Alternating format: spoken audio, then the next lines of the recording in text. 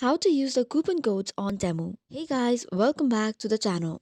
If you want to use the coupon codes on Temu, the process is quite straightforward. So first and foremost, head over to Play Store or App Store to update the app. Type in Temu and if there is an update button available, make sure to tap on it.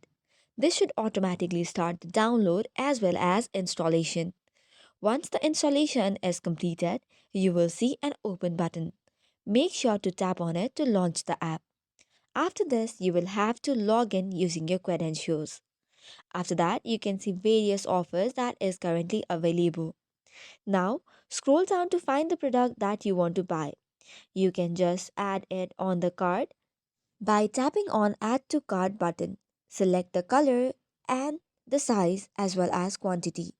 After that, you can move on to your cart and then continue with checkout. You'll have to first provide your address, phone number, and first name and last name. After this, on the next page, you will have to select your payment method. And just below it, you will see a section to keep your coupon code. So you can just put in your coupon code and redeem it on Temu. This way, it will be deducted from the amount in your final checkout. So this is all for today's video. For more such contents, do not forget to hit the like and subscribe button. Thank you and keep watching.